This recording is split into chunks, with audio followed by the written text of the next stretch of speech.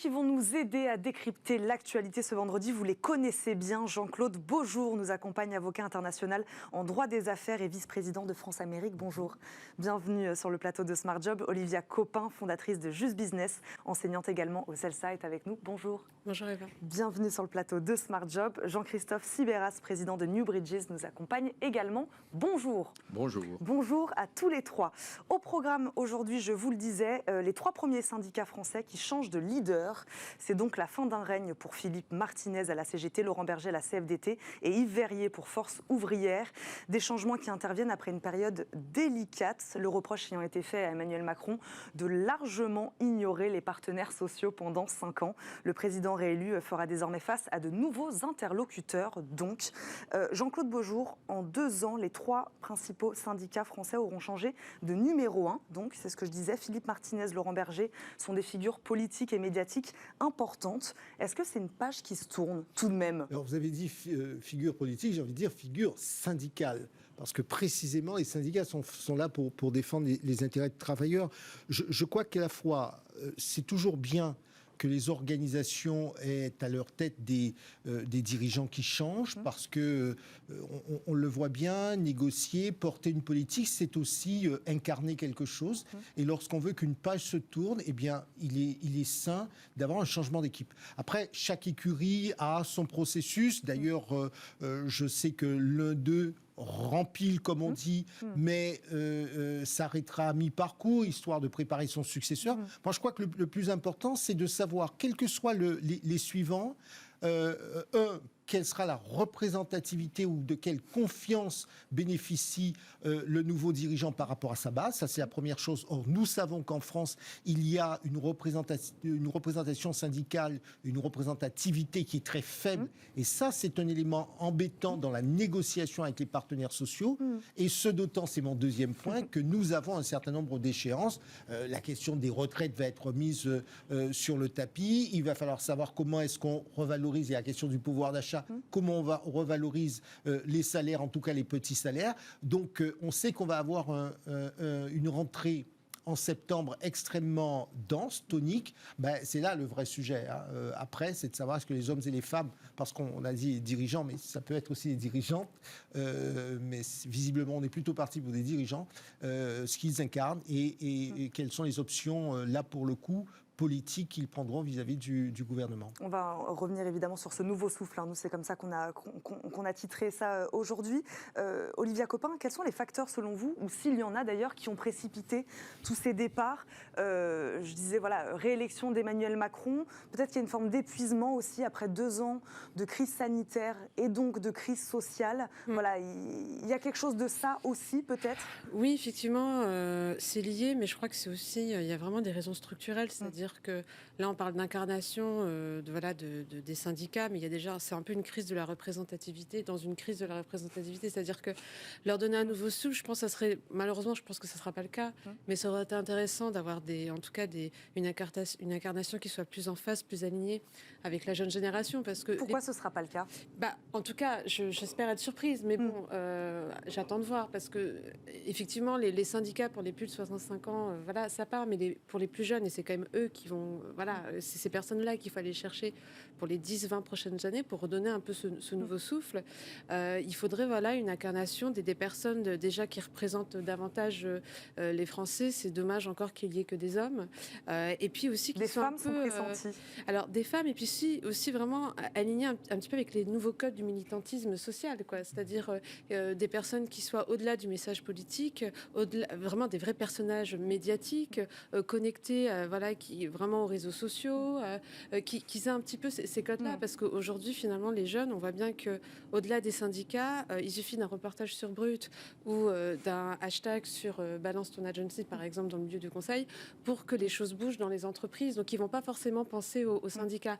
Donc, il y a vraiment une crise, je dirais, de survie, qui me paraît importante, et Dieu sait que l'incarnation est un sujet important dans ces moments-là. Donc, des syndicats peut-être pas assez à l'image de notre société, pas assez représentatifs non plus.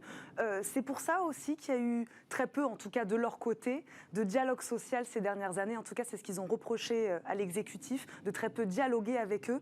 C'est peut-être aussi pour toutes ces raisons-là. On sent qu'on n'a plus besoin finalement de le faire. Ouais, alors même si je suis un grand partisan du dialogue social, et j'en ai fait beaucoup dans ma vie et je continue, mais en 2017, quand Emmanuel Macron est arrivé, c'est vrai qu'il a fait un constat, il dit on discute avec qui ? Et c'est qui sont les bons, qui sont les bons représentatifs. Et c'est vrai qu'il a analysé la crise du syndicalisme en France en disant les syndicats c'est bien, mais il n'y a pas que. Y compris, il faut peut-être parler aussi aux jeunes générations.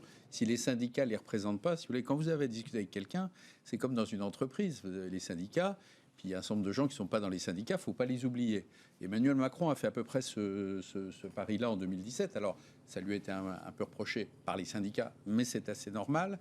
Mais je trouve qu'effectivement, vous avez raison, il faut que les syndicats fassent un travail d'introspection, de dire, mais finalement, si on ne nous prend pas suffisamment au sérieux, la question ne devrait pas se poser. Vous voyez, un président de la République, s'il a des syndicats forts et puissants, il ne pourrait pas dire je parle avec d'autres gens. Vous voyez, donc en fait, la vraie question, c'est quoi le travail d'introspection fait par les syndicats ? Et vous l'avez tout à fait raison, les jeunes générations ça accroche pas. Il y a un peu un travail il y a quand même des petites évolutions. D'abord, il est possible qu'on ait des femmes. Oui. Alors on a déjà eu avec la CFDT à l'époque de Nicole Notat. Il n'est pas exclu qu'à la CFDT, on ait une femme. À CGT, là, pour la première fois, il pourrait y avoir une femme. C'est aussi intéressant. Donc ça, ce serait des bons messages. C'est des bons messages. Pourquoi ? Parce que les femmes sont beaucoup plus nombreuses en proportion sur le marché du travail qu'elles ne l'étaient il y a 20 ou 30 ans. Donc c'est quand même... elles ont souvent des attitudes vis-à-vis de l'engagement syndical qui n'est pas tout à fait le même que celui des hommes. Elles sont aussi plus représentées dans des secteurs non syndiqués traditionnels, tertiaires, etc. Donc c'est là aussi que les syndicats doivent aller chercher des nouveaux adhérents plutôt que dans l'industrie et des univers très masculins. Et puis la question des jeunes, elle est absolument centrale. Voilà. Après, soyons clairs, 100 ans de syndicalisme, vous mettez un numéro 1, c'est pas le numéro 1 qui fait changer. Les histoires syndicales sont des histoires culturelles, séculaires, et c'est des gros paquebots, ça change pas comme ça. Donc c'est intéressant. Bon, ceci dit, il y en a quand même deux qui seront là pour discuter, toujours là sur les retraites, c'est Philippe Martinez et Laurent Berger. Ils seront là à la rentrée. Donc, de toute façon, là, pour ce coup-là, sur ce très gros sujet, on aura une continuité. Il n'y a qu'à FO que ça change. Jean-Claude Beaujeau. C'est vrai, c'est ce que je disais, la question de la représentativité, parce qu'on ne peut pas... l'interlocuteur, ça ne peut pas être un réseau social. C'est là où le travail des syndicats ou en tout état de cause des organisations qui représentent ou qui entendent représenter le monde du travail aille beaucoup plus loin pour travailler sur sa représentativité, parce que c'est vrai que... Vous, quelles sont les solutions selon vous, ce travail d'introspection là dont on parle? Qu'est-ce qu'il pourrait faire pour être davantage représentatif? Tout d'abord, les moyens modernes de communication, évidemment, parce qu'on milite plus aujourd'hui de la même façon qu'on militait il y a 40 ou 50 ans. Deuxièmement, les préoccupations ne sont peut-être plus toujours présentées de la même façon. Il y a des préoccupations qui sont plus larges, c'est moins doctrinaire. Vous savez, les jeunes sont moins attachés à... moi, j'ai en tête encore à l'époque Krasuki et puis d'autres, Edmond Maire. C'était quand même... on sentait bien des chapelles politiques avec une forme de doctrine politique très forte. Aujourd'hui, les jeunes vous demandent, par exemple, sur la mobilité. Moi, je vois bien, je m'occupe de cadres dirigeants. La mobilité pour les cadres dirigeants, c'est pas simplement une question de géographie, mais c'est aussi comment est-ce que je vais pouvoir avoir une activité culturelle? Est-ce qu'il y aura évidemment l'école, le machin, mais par exemple l'activité culturelle, c'est un élément qui détermine la mobilité pour un certain nombre de cadres dirigeants à accepter ou pas un poste. C'est quelle va être ma vie sociale. Tout à l'heure encore, il y a une jeune dirigeante qui me disait « mais à tel endroit, c'est une ville où il y a rien du tout. Moi, je ne veux pas être affecté là-bas. » Donc, vous voyez, ce sont des préoccupations. La mobilité est une préoccupation au-delà de la question de salaire. Et ça, les organisations qui représentent les salariés doivent avoir tous ces enjeux en tête. Il y a aussi les nouveaux enjeux. On parle beaucoup d'international, mais quand vous avez les expatriés, comment est-ce que vous gérez toute cette jeune génération d'expatriés, de gens qui travaillent à travers l'Europe? Ce sont des éléments qu'il faut que les syndicats doivent prendre en compte, parce que ce sont des préoccupations des jeunes aujourd'hui qui se déplacent beaucoup plus de France en Espagne, en Belgique, etc., dans toutes les fonctions, pas seulement comme cadre sud, mais dans toutes les fonctions. Est-ce que je peux me permettre une question sur la comparaison avec les syndicats patronaux? Voilà, est-ce qu'ils vivent eux aussi une espèce de crise de confiance où le sujet n'est pas du tout le même, et s'il n'est pas le même, pourquoi? C'est pas du tout le même. C'est pas du tout le Il y a même. beaucoup plus d'adhésion aux syndicats patronaux, y compris en volumétrie et quantitativement, qu'aux syndicats de salariés. On rappelle quand même les grands chiffres d'adhésion. On va dire au mieux, il y a 11 à 12% d'adhérents chez les salariés. Et encore là-dedans, il y a une grosse proportion de fonctionnaires. Donc les salariés du privé classique, on est probablement à 5 ou 6%. On est quand même l'avant-dernier pays de l'OCDE en adhésion. Du côté patronal, on a des centaines de milliers de patrons, d'artisans, de professions libérales. Pourquoi ? Parce que les syndicats patronaux apportent de la prestation de services. Ils apportent du support, de la compétence et donc de la technicité, surtout quand on est une petite ou une toute petite entreprise, c'est très important. Donc du côté patronal, par contre, on a quand même un vrai sujet en France, côté patronal, côté syndical, c'est la multiplicité, si vous voulez. C'est-à-dire, plus vous êtes acteur, plus ça vous affaiblit, si je puis dire. En France, on a quand même beaucoup de syndicats. C'est quand même beaucoup de pays du monde. Moi qui travaille beaucoup sur les relations sociales dans le monde, on est quand même plutôt dans les champions, dans le pays où il y a le plus de syndicats pour représenter les salariés. Résultat, les syndicats sont en concurrence les uns avec les autres. Et quand ils sont en concurrence, finalement, les salariés n'aiment pas tellement. Les bagarres entre les syndicats, ça ne leur plaît pas trop. Et en même temps, le syndicat, le temps qu'il passe à se concurrencer, c'est autant de moins de temps pour parler aux salariés et autant moins de temps pour faire pression sur l'employeur. C'est quand même leur fonction. Le temps file, on va passer à un autre sujet. 69 startups, je le disais tout à l'heure, de la French Tech viennent de signer un pacte parité. L'objectif, atteindre le seuil minimal de 20% de femmes siégeant au bord des startups d'ici 2025 et 40% d'ici 2028, pour être précis. Voilà. Pour rappel, il n'y a aujourd'hui aucune femme CEO parmi les entreprises du Next 40 et seulement 7 dans la French Tech 120. Jean-Claude Beaujour, est-ce que ce retard il est à l'image de la société ou est-ce qu'il est accentué parce qu'il s'agit en effet de ce secteur-là très particulier de la tech où on sait qu'on a du mal à recruter des femmes? Alors peut-être que la tech est beaucoup plus proche de tout ce qui est scientifique, nouvelles technologies, où il y a eu un départ, un nombre de garçons plus important au départ. Cela étant, je crois qu'il y a un processus de rattrapage, mais qui prendra un peu de temps, c'est de faire en sorte que les filles soient plus à l'aise dans les sciences, qu'elles aient beaucoup plus accès à la recherche, à l'innovation, etc. Donc là-dessus, il y aura très probablement un rattrapage dans le temps, parce que ça ne se décrète pas. Moi, je voudrais simplement faire une remarque, c'est que, en gros, dans les grandes lignes, ce qui est proposé se pratique déjà quasiment essentiellement pour les grands groupes. Je pense qu'à peu près pour les grands groupes, ça fonctionne. Maintenant, ça a l'avantage d'exister et puis les petites entreprises pourront s'inspirer. Mais c'est toujours la même chose. Il faut que ce soit vraiment une incitation, que ce soit coopératif, parce que je me méfie des coups près. C'est vrai que les quotas ont permis d'avancer pour les grands groupes. Et ce ne sont pas des quotas, là, en l'occurrence. Bien sûr, c'est pour ça que je dis. Non, mais c'est important de le préciser. Oui, ce sont des objectifs, ce ne sont pas des quotas. Ça incite, mais il faut que ça aille beaucoup plus loin. Il faut que dans l'éducation, on puisse, tout est possible pour un plus grand nombre de jeunes femmes, de jeunes filles, sur les sciences, sur l'innovation, sur la découverte scientifique. Je pense que c'est là-dessus. Il faut compléter, parce que si on décide simplement de dire il y a un objectif de 20%, ça ne suffit pas. Il faut aussi compléter. Olivia Copin, là-dessus, en effet, des objectifs, mais est-ce qu'ils sont vraiment atteignables? Est-ce qu'il n'y a pas un enjeu d'orientation, de formation bien en amont? C'est-à-dire, on veut atteindre 20% de femmes, mais si on ne les a pas, ces femmes dans la tech, comment on fait, quoi? Alors moi, je pense que ces femmes dans la tech, en fait, on les a déjà, sauf que du coup, elles ne sont pas représentées. Il y a une forme d'invisibilité. On l'a vu, c'était il y a quelques mois, une grande page dans un grand média national qui mettait en avant tous les acteurs de la tech.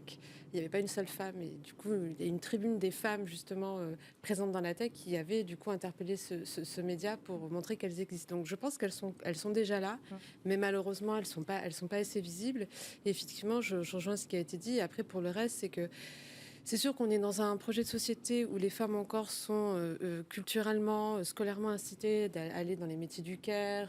Voilà, donc il y a encore un petit peu ces biais au niveau des représentations en fonction des genres. Donc je pense qu'il faut qu'elles soient conscientes toutes petites, ça se joue très tôt, qu'elles ont des places à jouer dans la tech et que c'est pas uniquement des compétences liées, réservées aux hommes, quoi.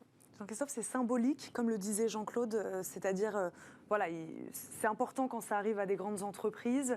Là, sur des startups, est-ce que ça va influencer véritablement les autres petites entreprises? Enfin, voilà. Est-ce que c'est un message important? Est-ce que c'est un détail? Est-ce que c'est un objectif atteignable? Non, Qu'est-ce je pense vous pensez là-dessus? que les startups fassent comme les grandes entreprises ont plutôt eu à faire, l'ont fait depuis déjà quelques années, en se fixant des objectifs, en essayant de travailler sur la diversité du recrutement, sur les promotions, les mobilités. Là, vous parlez des startups Oui, je parle qui ont fait ce travail-là depuis... Non, les grandes entreprises l'ont fait. Voilà. Et là, ce qu'on voit avec cette pétition, cette coalition, c'est finalement de suivre un mouvement qui a déjà été initié. Moi, ce que je remarque quand même, parce que c'est que souvent ces entreprises sont dirigées par des jeunes. Et ce qui est assez sidérant, c'est le conformisme des jeunes là-dessus. On parlait des jeunes tout à l'heure, il faut écouter les jeunes générations, mais alors là, il ne faut pas les écouter. Dirigées par des jeunes, des organisations modernes, on va dire, les startups. C'est vrai qu'on aurait tendance à imaginer ça. Qu'est-ce qu'il faut voir dans ces organisations? C'est que souvent, la manière dont on travaille, c'est-à-dire un peu, il n'y a pas d'horaire, c'est un peu tout le temps, c'est quand même très défavorable aux femmes en général. Bon, c'est-à-dire qu'en fait, c'est aussi des modes d'organisation. C'est pas que du sourcing, c'est aussi des modes d'organisation du travail qui conduisent à une certaine sélectivité et peut-être un certain découragement des femmes. Donc derrière ça, c'est pas seulement, c'est aussi, je pense, et je l'espère, c'est que ces entreprises sauront réorganiser leur réinterroger leur mode de fonctionnement qui peuvent conduire à ce genre de situation in fine très défavorable aux femmes. Et pour compléter, il y a aussi le problème de l'accès au financement. Oui. Quand vous voulez créer une start-up et que vous voulez pitcher sur un projet auprès des actionnaires d'investisseurs, il n'y a pas le même écho encore aujourd'hui, malheureusement, lorsque vous êtes un homme ou lorsque vous êtes une femme. Donc je pense qu'il y a quand même un ensemble de raisons. Alors effectivement, ce qui est fait est déjà fait au niveau des grandes entreprises, donc c'est très bien, on ne peut que s'en féliciter, mais il y a quand même des causes beaucoup plus structurelles. Et effectivement, je rejoins ce que vous disiez, ça prendra plus de temps. Jean-Claude Beaujean. Juste un point, c'est que sur les... Olivia disait financement, on oublie souvent que qui dit start-up dit prise de risque aussi. Et que prise de risque, à la fois, il arrive dans tout le corps, pour le corps social. C'est vrai qu'il y a des garçons. Alors, c'est compliqué de dire que les garçons vont prendre plus de risques, mais c'est pas toujours évident de se dire on quitte son emploi, on se lance dans une start-up et puis ma foi, si ça marche pas, on verra. C'est vrai qu'il peut y avoir des éducations, alors au-delà de la question du genre, mais c'est aussi culturel. Il peut y avoir des éducations. On se dit j'ai un job, j'ai un boulot qui m'assure quand même une stabilité. C'est une bonne chose. Et puis n'oublions pas, parce qu'on a tendance à oublier un mot qui est le mot famille aujourd'hui. Quand vous avez une famille, c'est vrai qu'il très souvent, traditionnellement, c'est vrai qu'il est arrivé que les femmes se disent moi, je vais conserver ce job, ce qui permet peut-être à l'autre, mais ça pourrait être l'inverse. Donc, ça veut dire qu'il faut, dans la vie de tous les jours, que chacun se réinterroge, y compris dans les couples hommes-femmes, qu'on se réinterroge, pour savoir lequel accepte de prendre le risque. Donc, vous voyez, c'est un processus qui est vraiment long, qui suppose que dans chaque sous-groupe, on réfléchisse aux mécanismes, parce que ça n'est pas toujours évident. Parce que start-up dit prise de risque. On l'oublie très souvent. On a reçu sur Bismart d'ailleurs des femmes entrepreneurs qui sont allées pitcher devant leurs investisseurs et nous ont raconté enceintes de 8-9 mois. Donc ça existe. Et d'ailleurs, on n'aura peut-être pas le temps d'en parler, mais voilà, il y a eu cette question du salaire aussi qui, là, en l'occurrence, n'est pas du tout abordée dans ce pacte de parité, qui, je pense, aussi pourrait être intéressante. Elle n'est pas du tout abordée. Parce que là, il nous reste que 6 minutes. On voulait vous faire réagir aussi sur le quotidien économique britannique, le Financial Times, qui loue le droit à la déconnexion, adopté pour rappel en France en 2017. Il salue le rôle pionnier de la France sur cette question de la délimitation entre vie professionnelle et vie personnelle. Pourquoi on en parle aujourd'hui, 5 ans après l'adoption de la loi? Est-ce que la crise sanitaire, selon vous, Olivia Copin, elle a impacté ce droit-là? C'est vrai qu'on a parlé de beaucoup de télétravail, de gens qui avaient du mal. Voilà, on ne sait plus à quelle heure on termine véritablement notre journée. Voilà, pourquoi on en reparle aujourd'hui? Pourquoi on salue ce droit-là aujourd'hui? Disons que c'est vrai que la crise sanitaire avec le télétravail, elle a reposé le problème, elle a remis un peu sur la table ce droit à la déconnexion, et elle a surtout en fait totalement fait évoluer le seuil de tolérance de la plupart des salariés envers les contraintes liées au travail. Et donc du coup, c'est vrai que c'est pas étonnant finalement que ça soit une exception française qui est en train un petit peu de s'étendre aux pays voisins. On a quand même un attachement assez viscéral à la vie privée, ce qui n'est pas le cas par exemple des Anglais, qui la pause déjeuner déjeuner en Angleterre, c'est un concept totalement pour eux inédit. Hein. Enfin, voilà. Donc du coup, il y a quand même en France cette culture-là qui est, même si on n'est pas autant que les Italiens, mais qui est quand même présente. Et effectivement, je pense que le seuil de tolérance a changé et ce droit de la déconnexion, il est important aujourd'hui parce qu'on sait à quel point en fait les dommages peuvent être importants. On l'a vu pendant la crise où il y avait énormément de managers en dépression, de salariés en souffrance, et puis surtout à quel point en fait il n'a rien à voir avec la productivité du salarié, c'est-à-dire au contraire se déconnecter. Et ben ça permet d'être encore plus performant, ça permet d'être mieux dans son travail, mieux dans son job, et c'est un point très important aujourd'hui pour les salariés. Jean-Christophe Sibéras, c'est difficile de poser des limites, savoir ce qui est acceptable, non acceptable au sein d'une organisation. Est-ce que ce droit à la déconnexion, est-ce qu'il est déjà assez clair ? Est-ce qu'il est bien compris aujourd'hui par les entreprises, selon vous ? Alors, d'abord, c'est vrai que dès 2018, quand c'est sorti en France, beaucoup de pays, moi je me souviens, la ministre du Travail à l'époque, Muriel Pénicaud, m'avait dit on a eu un intérêt incroyable de plein de pays sur cette. On ne pensait pas que c'était bon. Et donc aujourd'hui, l'Espagne, l'Italie, le Portugal sont des pays qui ont aussi beaucoup avancé sur l'Europe du Sud, sur le sujet. L'Europe du Nord. Alors l'Europe du Nord, ils étaient beaucoup plus rigoureux sur la gestion du temps, les débordements, on le sait. Les Allemands, à 15h ou 16h le vendredi, en général, il n'y a plus personne. C'est beaucoup plus rigoureux, y compris sur les pauses déjeuner, etc. C'est vrai que nous...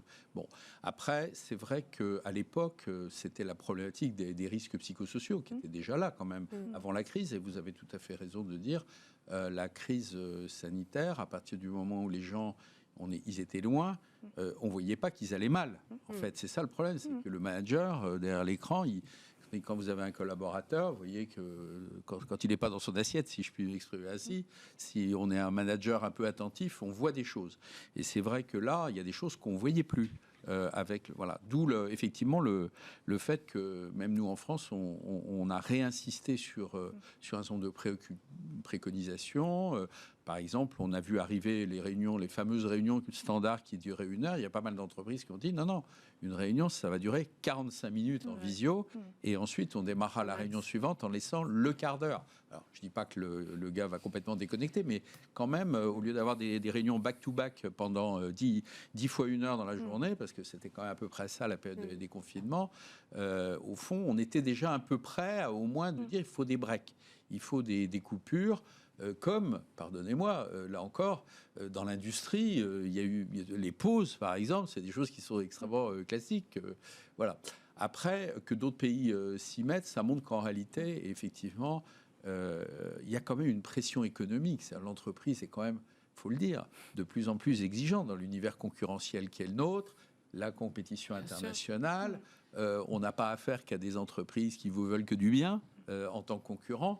Donc, il faut faire quand même très attention. Donc, la pression économique, le niveau d'exigence des entreprises s'accroît. Donc, je crois que c'est une bonne chose qu'en sens inverse. Après, soyons clairs, les chartes de déconnexion des entreprises, c'est ce qu'on appelle souvent du droit souple. Il y a pas. C'est pour ça que j'allais poser la question. À l'avocat. Aucune sanction n'est prévue pour l'employeur en cas de manquement. Ça, c'est pour l'avocat qui veut pas prouver. Parce qu'en toute franchise, moi je vois que nous sommes au cabinet, nous avons un département de droit social, donc extrêmement attentif à cela, à ce que des instructions soient données pour que l'on indique bien aux salariés que on n'attend pas de lui une réponse pendant le week-end, qu'on sache bien comment organiser les choses, parce que c'est très facile à démontrer. Quand vous bombardez un salarié de mails à 22h en lui disant que vous attendez la réponse pour le lendemain matin pour la réunion de 8h30, il n'y a pas photo. Et l'avantage du mail, c'est que tout ça c'est parfaitement identifiable et parfaitement traçable. Donc là-dessus, je pense qu'effectivement, on n'a même pas besoin de mettre dans les textes des sanctions supplémentaires. Les sanctions, elles existent si on veut les trouver. Pour moi, ce qui est intéressant dans la loi dans tout le processus de déconnexion, c'est que l'on rappelle justement un certain nombre de règles qui valent pas simplement pour les salariés, mais pour toute personne qui travaille. Parce qu'on s'est bien rendu compte, on fait la différence entre il y a 30 ans, un partenaire, un client, vous envoyez un courrier, vous mettiez 48 heures à le recevoir, à la limite, vous disiez, vous ne l'aviez pas encore reçu, vous aviez un temps de respiration. Aujourd'hui, on vous envoie un mail à tout moment, à tout bout de champ, vous envoie... Et donc, ça rend le travail difficile. Et c'est une façon de dire, c'est très bien de parler de développement durable, mais si nous ne commençons pas pas par travailler sur nous-mêmes, nous allons à la catastrophe. Parce qu'il n'y a pas que les salariés. Il y a les professionnels libéraux, il y a les journalistes que vous êtes, il y a nous tous. Les freelances, les consultants. On prend cette habitude de répondre à des mails à 22h, d'être corvéable soi-même. On se rend compte. Moi, j'ai vu des publicités où certains professionnels libéraux disaient disponible 24 heures sur 24. Mais c'est un très mauvais message. Voilà, donc pour moi, c'est véritablement aller dans le sens du développement durable, parce que pour que l'entreprise soit durable, encore faut-il que tous, nous soyons durables. On va s'arrêter sur ces mots. Merci beaucoup à tous les trois. Merci Jean-Claude Beaujour, merci Olivia Copin et merci Jean-Christophe Sibéras de nous avoir accompagnés tous les trois aujourd'hui. Tout de suite et comme chaque jour, on termine cette émission par Fenêtre sur l'emploi.